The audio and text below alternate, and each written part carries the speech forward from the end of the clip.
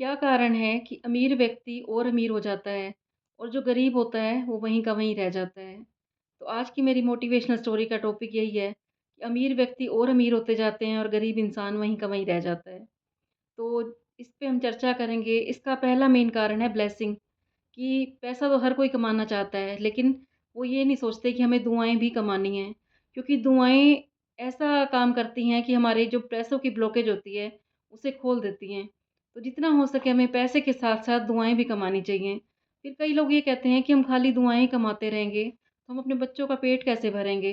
तो दुआओं से आपका पेट तो क्या, इतना भगवान देगा आपको कि आप सँभाल ही नहीं सकोगे। क्योंकि जहाँ पे हम रहते हैं इस धरती पर, वहाँ के कुछ नियम हैं जो हमें फ़ॉलो करने पड़ेंगे। तो इसका पहला नियम यही है कि हमें लोगों की दुआएँ लेनी हैं। ऐसा कोई काम ना करें कि हमें लोगों की बददुआएँ मिलें। पैसा कमाना बहुत आसान है, पैसा कमाना मुश्किल नहीं है, लेकिन जब दुआएँ कमानी हैं वो बहुत मुश्किल हैं। तो पैसा कमाने के साथ-साथ ये भी ध्यान रखें कि हमने आज दिन में पैसा कितना कमाया और दुआएँ कितनी कमाई और बददुआएँ कितनी कमाई हमने। क्योंकि आजकल लोग किसी को बुरा करते हुए, किसी के साथ बुरा बोलते हुए 1 मिनट नहीं लगाते, जिसका फल हमें भी भुगतना पड़ता है और हमारे बच्चों को भी भुगतना पड़ता है। तो आपने एक गाना सुना होगा अमिताभ बच्चन का, मैं आपको भी गा के सुनाती हूँ। आदमी जो लेता है, आदमी जो देता है, ज़िंदगी भर वो सदाएँ पीछा करती हैं। आदमी जो कहता है, आदमी जो सुनता है, ज़िंदगी भर वो दुआएँ पीछा करती हैं। इंसान एक बार कर्म कर देता है, तो उसका फल हमें ज़िंदगी भर भुगतना पड़ता है। तो दुआएँ भी कमाइए पैसे के साथ-साथ। तो हमें अब लोग ये तो सोचते हैं कि हमें अंबानी जैसा अमीर बनना है, लेकिन वो लोग ये नहीं सोचते कि अंबानी कर्म कैसे कर रहा है। तो अंबानी जैसा अमीर बनने के लिए आपको अंबानी जैसे विचार भी रखने पड़ेंगे। तो पहला एग्ज़ाम्पल हम ये देते हैं कि अंबानी ने जब शादी की थी अपने बेटे की, तो वहाँ पे सारे साधुओं को बुलाया था और साधुओं का पूरा सम्मान किया था। क्या हम लोग शादियाँ करते हैं जो आजकल के लोग हैं, बुलाते हैं किसी साधु संत महात्मा को? बिल्कुल भी नहीं बुलाते। अच्छा, फिर दूसरा उनके ऊपर नज़र डालेंगे हम कि उनके घर में शादी से 2 महीने पहले जब अनंत अंबानी की शादी हुई थी, तो 2 महीने पहले उनके घर में खाना बँटना शुरू हो गया था, सबके लिए खुला खाना। लेकिन यहाँ पे क्या होता है, जो हम मीडियम क्लास के लोग हो गए या कुछ हाई क्लास के लोग भी हैं, तो उनकी सोच कैसे होती है कि हम खाना खा तो आएँ सबके घर में, और जब बारी आती है खिलाने की तो वो लोग कहीं दूर जाके शादी करते हैं कि लिमिटेड के लोग आएँ। और वहाँ पे वो सोच-सोच के बुलाते हैं, सोच-सोच के खिलाते हैं। तो पैसे का एक ये नियम है कि जितना आप दिल खोल के लोगों को दोगे, दिल खोल के जितना आप खिलाओगे तो पैसा आपके पास दिल खोल के भगवान देगा। जितना आप चिक-चिक करके पैसे दोगे सबको, उतना भगवान भी आपको चिक-चिक करके देगा। तो जितना आप खुश होके पैसे का फ्लो करोगे, तो पैसा भगवान आपको दिल खोल के देगा। तो ये नियम भी है। अच्छा, तीसरी बात पे हम नज़र डालते हैं कि जब राधिका अंबानी इनके यहाँ पे बहू बन के आई थी, तो आपने नीता अंबानी का स्पीच सुनी होगी, तो उन्होंने क्या कहा था? उन्होंने ये कहा था राधिका अंबानी के पापा को कि तुम हमें बेटी नहीं दे रहे, तुम हमारे से हमारा बेटा भी ले रहे हो। आज के बाद जो हमारा बेटा है अनंत अंबानी, वो आपका ही बेटा है, उसे आप अपना बेटा समझना। आपने अगर एक बेटी दी है हमें, तो आपने अपना बेटा भी पाया है। तो आज के बाद आपके पास बेटी भी है और बेटा भी है। कितनी अच्छी बात की थी, लेकिन आजकल के लोग ये बात नहीं समझते, बिल्कुल भी नहीं कहते। वो ये तो कहते हैं कि जो हमारे घर में बहू बन के आ रही है, वो हमें तो अपना समझे, लेकिन मायके वालों को उनका बेटा तो क्या समझे, उनकी बेटी भी भूल जाए, उनकी थिंकिंग ये होती है। तो सारे अगर ये छोटे-छोटे टिप्स फ़ॉलो करेंगे, तो दुनिया के पास पैसा कमाना कोई बड़ी बात नहीं है।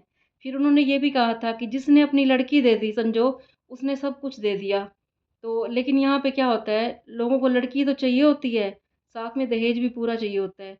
उनकी लड़की के गुणों पे नज़र नहीं जाएगी कि जो हम बहू बना के ला रहे हैं, उसके अंदर गुण कितने हैं। उनको सिर्फ़ इस बात की वो रहती है कि हमारे घर में बहू आई है, वो दहेज कितना लेके आई है। तो जितना आप दूसरों के धन पे नज़र रखेंगे, उतना लक्ष्मी आपसे रुष्ट होती जाएगी। और जितना आप ये सोचेंगे कि हमारे घर में दुआएँ कैसे आएँ, अच्छे कर्म कैसे होएँ, तो परमात्मा आपको दिल खोल के धन देगा। तो धन का तो नियम ही यही है, जहाँ पे दुआओं से पैसा आएगा, वो टिकेगा भी सही और आपको और बढ़ता जाएगा आपके पास पैसा। तो हमें पैसा कमाने के साथ-साथ लोगों की दुआएँ भी कमानी हैं। फिर एक नियम धन का ये भी है कि हम जो भी काम कर रहे हैं, उसको पूरे ईमानदारी से करें। कई बार क्या होता है कि हम, जैसे मैं गवर्नमेंट स्कूल में पढ़ी हुई हूँ, तो वहाँ पे कई टीचर ऐसे होते हैं कि जैसे उनकी 5 घंटे की ड्यूटी है, लेकिन वो उस ड्यूटी को साढ़े 5 घंटे या 6 घंटे की ड्यूटी देंगे, क्योंकि वही सोचते हैं कि हमने जो यहाँ से तनख्वाह ले रहे हैं हम उसका पूरा इनको सफल करके भेजें, जो हमने काम करना है उसमें पूरे ईमानदारी के साथ करें। और कई ऐसे भी हैं जो 5 घंटे के साढ़े 4 घंटे, 3 घंटे भी ड्यूटी देते हैं, क्योंकि उनको ये लगता है कि हमें तनख्वाह तो उतनी देनी है गवर्नमेंट ने, हम चाहे 3 घंटे पढ़ा लें, चाहे हम 5 घंटे पढ़ा लें। तो इसका एक ये नियम भी है कि हमें जो भी काम मिला है, हमें बड़ी ईमानदारी से करना है। ये नहीं हमें सोचना कि हमें तो गवर्नमेंट ने इतनी तनख्वाह देनी है, चाहे वो कोई डॉक्टर हो जाए, चाहे कोई टीचर हो जाए। कई टीचर क्या होते हैं, सर्दियों के दिन आते हैं, वो धूप सेकने लग जाते हैं, लेकिन वहीं पे कई ऐसे टीचर भी होते हैं, जो बिल्कुल ईमानदारी से पढ़ाते हैं। वो ये सोचते हैं, सर्दी हो चाहे गर्मी हो, हमें अपने बच्चों को बेस्ट रिज़ल्ट देना है और बच्चों को कामयाब बनाना है। तो हम जो भी काम करते हैं, उसको हम बड़ी ईमानदारी के साथ करें, उसमें कोई भी मिलावट ना करें कि कोई हमें देख नहीं रहा। अगर आपको कोई नहीं देख रहा, कोई टीचर नहीं देख रहा, तो ऊपर परमात्मा ज़रूर देख रहा है कि ये अपनी ड्यूटी कितनी ईमानदारी से निभा रहा है। तो एक टिप्स ये भी हो गया हमारा। अब एक टिप्स की हम और बात करेंगे कि जब भी आप पैसा कमाते हैं, कमा के लाते हैं घर में, तो कोशिश करें घर की लक्ष्मी को ही पकड़ाएँ। कहते हैं लक्ष्मी जब लक्ष्मी के पास जाती है, तो वो 10 गुना हो जाती है। अगर आपके घर की लक्ष्मी खुश नहीं है, चाहे आपकी बेटी हो गई, माँ हो गई, पत्नी हो गई, तो उस घर में लक्ष्मी कभी भी टिक नहीं सकती। आ जाएगी लेकिन टिकेगी नहीं, क्योंकि लक्ष्मी वहीं पे निवास करती है, जहाँ पे लक्ष्मी का सम्मान होता हो, रिस्पेक्ट होती हो।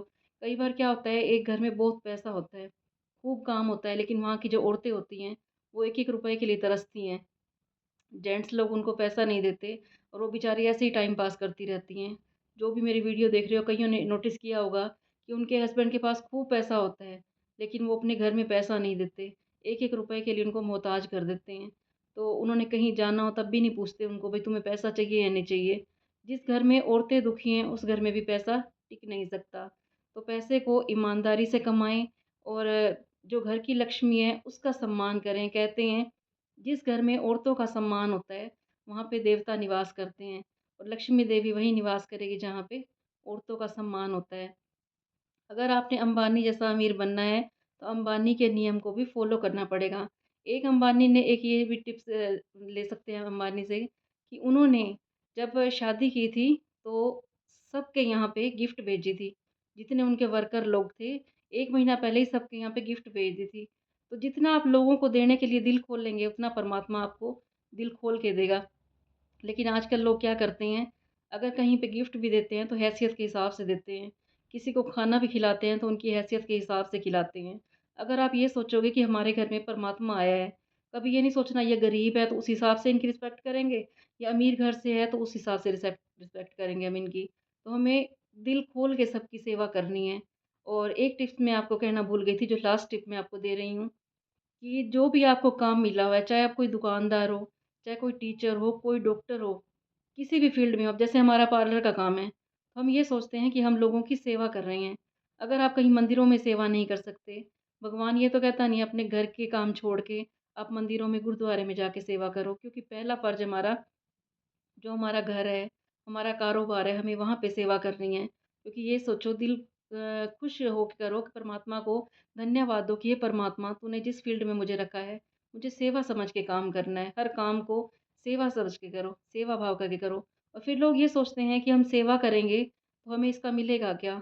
सेवा आप करो और छोड़ दो उस परमात्मा के ऊपर, क्योंकि वो परमात्मा 24 घंटे हमारे ऊपर नज़र टिकाए हुए है। धरती पे जितने भी यहाँ पे इंसान हैं, जो भी काम कर रहे हैं, परमात्मा की नज़र 24 घंटे उनके ऊपर होती है कि ये क्या काम कर रहे हैं। तो हम अगर सेवा भाव से काम को करते हैं, तो उसका रिटर्न हमें परमात्मा देगा। कभी ये ना सोचना कि हम ईमानदारी से क्या होता है, दुआएँ लेने से क्या होता है, सेवा करने से क्या होता है। अगर आपने ये सारे टिप्स फ़ॉलो कर लिए, तो आपके घर में धन ऐसे आएगा कि आप लोग सँभाल ही नहीं पाओगे। मेरा तो ये मानना है कि ज़िंदगी में धन कमाना बिल्कुल आसान है, धन कमाना मुश्किल नहीं है। और पैसा कमाना बिल्कुल मुश्किल नहीं है, लेकिन दुआएँ कमानी मुश्किल हैं। आप 100 अच्छे कर्म करोगे, तब जाके आप एक दुआ प्राप्त करोगे किसी की। लेकिन पैसा तो आप कहीं भी कमा सकते हो, कुछ भी काम करके कमा सकते हो। लेकिन दुआएँ कमानी बहुत मुश्किल है। तो किसी की बददुआएँ ना लो, हमेशा लोगों की दुआएँ लो, सेवा भाव से चलो और जितना हो सके दिल खोल के लोगों को पैसे दो। कई बार क्या होता है कि किसी को किसी के पैसे देने होते हैं, तब उनका तो दिल बड़ा हो जाता है, उनके मुँह पे स्माइल चली जाती है। उदास से हो जाते हैं और जब बात आती है पैसे लेने की, तो वो लोग इतने खुश हो जाते हैं। बात ये है कि आप पैसे को किस नज़र से देखते हो। आपस में भगवान ये नहीं देखता कि तुम आपस में कैसा बिहेव कर रहे हो। बात ये है कि तुम दूसरों के पैसे पे कैसी नज़र रखते हो। तो दूसरों के पैसों पे बिल्कुल आपने नज़र नहीं रखनी। कहते हैं पराये धन को आप देखो भी ना।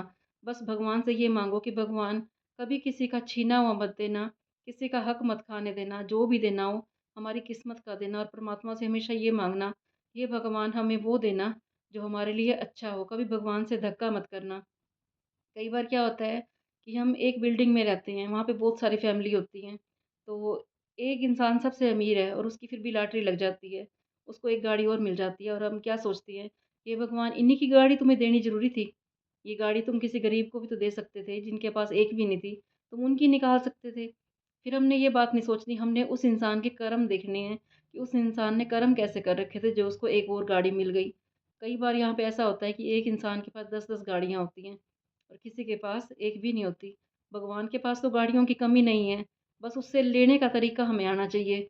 तो भगवान से माँगना नहीं है कुछ भी, ऐसे कर्म करने हैं कि वो परमात्मा ऊपर बैठा हुआ मजबूर हो जाए हमें सब कुछ देने के लिए। क्योंकि उसके पास तो धन के, अन्न के भंडारे भरपूर है।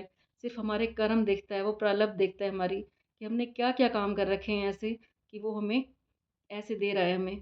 तो उम्मीद करती हूँ आपको मेरी वीडियो अच्छी लगी होगी और ये छोटे-छोटे टिप्स आप ज़रूर फ़ॉलो करना और जिसकी ज़िंदगी में ये एक्सपीरियंस होया हो, जो मैंने आपको बताया है, जो लोग ये फ़ॉलो करते हो, तो कमेंट ज़रूर करना क्योंकि कमेंट मैं अपने लिए नहीं बोलती कमेंट करो। इससे क्या होता है कोई दूसरा बंदा इसको पढ़ता है, कोई व्यक्ति पढ़ेगा, भई हमने ये एक्सपीरियंस किया और हमारी लाइफ़ में ये चेंज आया है या हम पहले से ही ये टिप फ़ॉलो कर रहे हैं, तो हमारे घर में इतना कुछ है। तो जो लोग ऐसा कर्म नहीं करते, उनकी ज़िंदगी में भी चेंज आएगा। और मैं ये कहती हूँ कि जिसकी ज़िंदगी में हम चेंज ला देते हैं, सबसे बड़ा हम पुण्य का काम करते हैं, अगर हम एक इंसान को बदल देते हैं तो। क्योंकि बुरी जगह पे ले जाने के लिए तो दुनिया बैठी है, लेकिन अच्छी गति में ले जाने के लिए तो बहुत पुण्य वाला काम है। तो परमात्मा भी देख रहा होता है कि इसने एक व्यक्ति को इतनी अच्छी लाइन पे लगाया है, तो उसका रिटर्न आपको भी मिलेगा। सिर्फ़ मैं इस वजह से कहती हूँ कमेंट ज़रूर करना आप, क्योंकि जो लोग पढ़ते हैं तो उनकी ज़िंदगी में बदलाव आ जाएगा और जो बदलाव आएगा उसके पुण्य के भागीदार आप लोग भी बनोगे। तो जो भी मेरे व्लॉग देखते हो कुछ ना कुछ ऐसा टिप ज़रूर कमेंट ज़रूर किया करो कि हम भी ये ज़िंदगी में फ़ॉलो करते हैं और हमारे साथ ये चेंज आया है। क्योंकि जितना-जितना हम परमात्मा की राह पे चलते हैं, भगवान के बताए हुए रास्ते पे चलते हैं तो हमारी ज़िंदगी में इतने चेंज आते हैं। हमने तो बहुत एक्सपीरियंस किए हैं, अगर आपने भी किए हों और भगवान ने आपको सब कुछ दिया हो, मेरा मानना ये है कि एक लालची इंसान जो दिन रात छल कपट करता है, सोचता है दूसरों का धन भी हथिया लें, वो हमेशा खाली का खाली रहेगा। और जो लोग ये सोचते हैं कि हे भगवान हमें हमारी किस्मत का ही देना, हमें किसी का छीना हुआ नहीं चाहिए और दिन रात परमात्मा से माँगते ही रहते हैं, उनको कुछ भी नहीं मिलता। और मैं तो ये बोलती हूँ भगवान से कभी कुछ माँगो ही ना, उसको सिर्फ़ ये बोलो हे भगवान, भगवान से भगवान को ही माँगना है आपने, परमात्मा से परमात्मा की भक्ति माँगनी है। जिसने भगवान से भगवान को ही माँग लिया तो उसे क्या माँगने की ज़रूरत रहेगी। जिस घर में प्यार हो, शांति हो, सुख हो तो धन अपने आप ही चल के आता है और जहाँ पे आपस में प्यार ना हो, एक-दूसरे को लूट-खसोटने की वो और सबके साथ छल-कपट करने की बात हो तो वहाँ पे पैसा फिर टिकता भी नहीं है। तो आज की वीडियो को मैं यहीं पे एंड करती हूँ। बताना आपको मेरी वीडियो कैसी लग रही है। जिसने मेरे चैनल को अभी सब्सक्राइब ना किया हो तो सब्सक्राइब कर लेना और जिसको मेरी वीडियो अच्छी लगती हो वो आगे शेयर भी कर देना। तो कल फिर मैं आऊँगी आपके पास एक और अच्छी मोटिवेशनल स्टोरी लेके।